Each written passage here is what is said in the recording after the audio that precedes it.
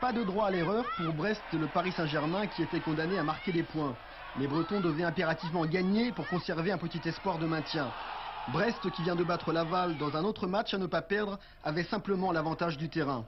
Hélas, pas de but au terme d'un match pourtant ouvert, au cours duquel les occasions de conclure étaient assez nombreuses, côté brestois surtout. S'ils ont nettement dominé cette rencontre, ils se sont constamment heurtés à une très bonne défense parisienne.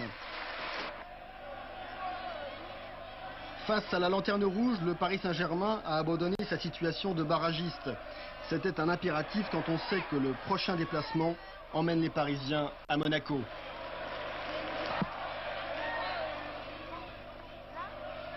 L'attaquant breton Vincent Guérin est ici fauché juste avant la surface. Et c'est l'ancien joueur de Boca Juniors, Tapia, qui tire ce coup franc, mais sans succès. Tapia, c'est sa première soirée comme titulaire à Brest. L'Argentin attend cela depuis qu'il a posé le pied sur le sol français. Un petit quart d'heure devant Nantes, une place en tribune pour Laval. Tapia s'est retrouvé en quelques heures au milieu d'une équipe et d'un championnat totalement inconnu pour lui. Les 15 jours écoulés n'auront pas été de trop pour se rôder. Bernard Maligorne, l'entraîneur du Brest Armorique, avait supervisé Tapia à 2 reprises, une fois à Rome, une autre en Argentine. C'était suffisant pour être conquis. Tapia est un parfait complément pour le milieu de terrain brestois très technique mais aussi très jeune. Avec aussi ce sang-froid qui lui permet de garder la balle quand il le faut. La venue de PSG au stade Francis Leblay n'a pas changé grand-chose à l'ambiance et n'a modifié en rien le décor. Le Brest Armorique vit désormais exclusivement à l'heure de l'affaire Ivinec.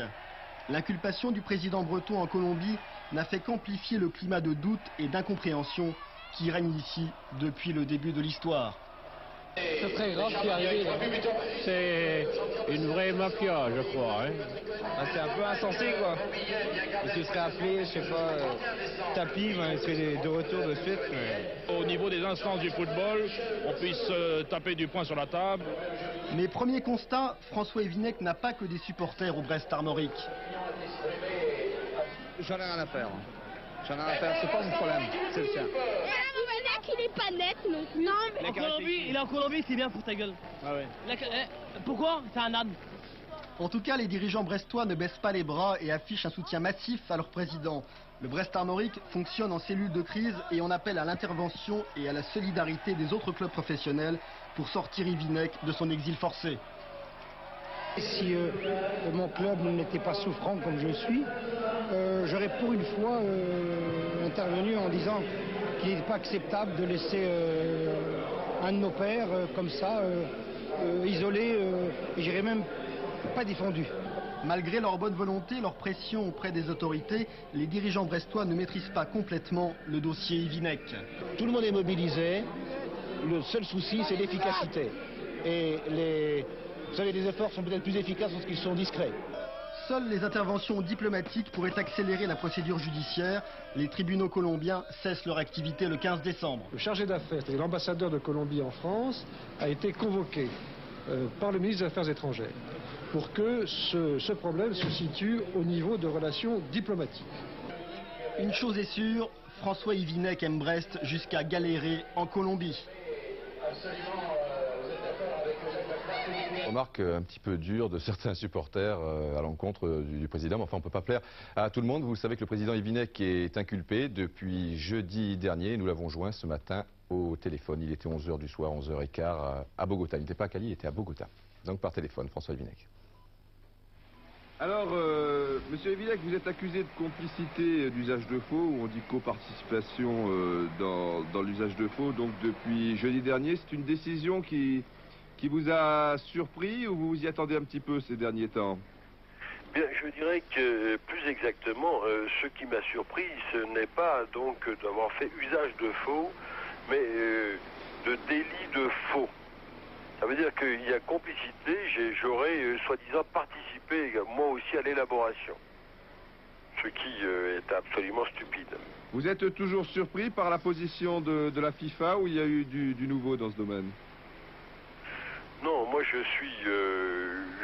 je pense, écoutez, n'utilisons pas de termes pompeux et ne donnons pas plus d'importance aux choses qu'elles n'en ont, mais je suis certain qu'il y a une page du football international ou du règlement du football international qui est en train donc de s'écrire actuellement, ou qui sera écrite à la suite donc, je dirais, de cet événement malheureux.